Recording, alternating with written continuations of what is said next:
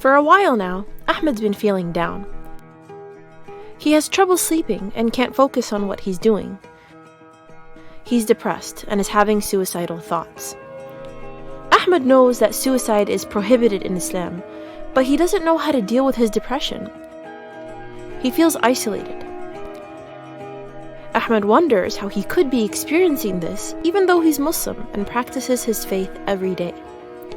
Well, Ahmed's not alone. Research shows that anxiety, difficulty coping with stressful events, and mood disorders are just some of the mental health challenges that Muslims struggle with. Let's take a look at some misconceptions that hold us back from getting help with mental illness. Some of us, like Ahmed, might wonder if mental illness is a sign of weak faith, that if a person would just strengthen their faith, they wouldn't have any mental health issues.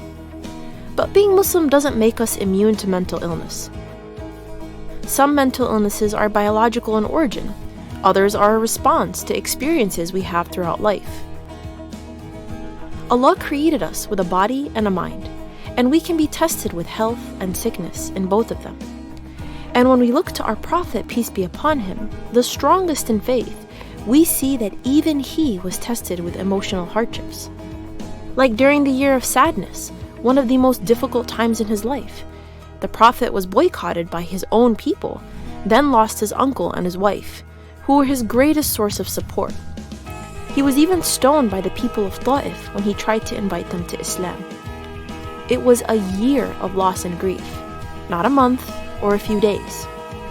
So if the Prophet himself was tested with grief and sorrow, then how can it be true that only people with weak faith are vulnerable to emotional hardship? Actually, al-Balkhi, a Muslim scholar from the 9th century, argued that most people will face some form of psychological difficulty in their life, whether that be a mental illness, prolonged stress, or struggling to cope with life's tests. And his advice was to learn how to care for your psychological well-being and to get help when you need it.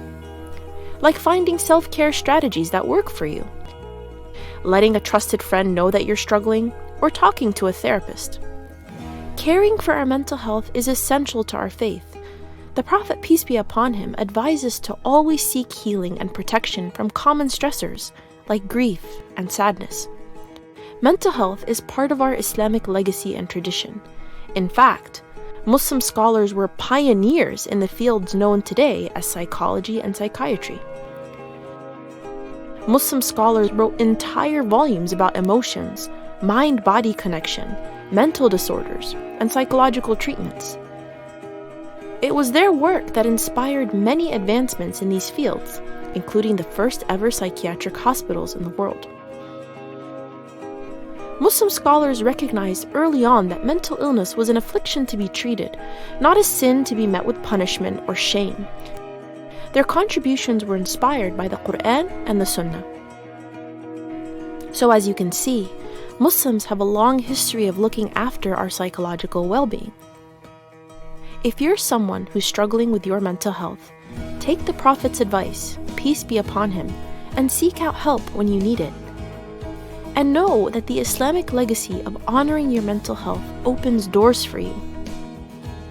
And for people like Ahmed, to get help when you need it, so that you can thrive in this life and in the hereafter.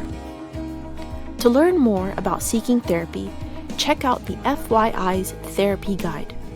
For more about our rich history in mental health and for free resources on promoting your well-being, visit us at thefyi.org.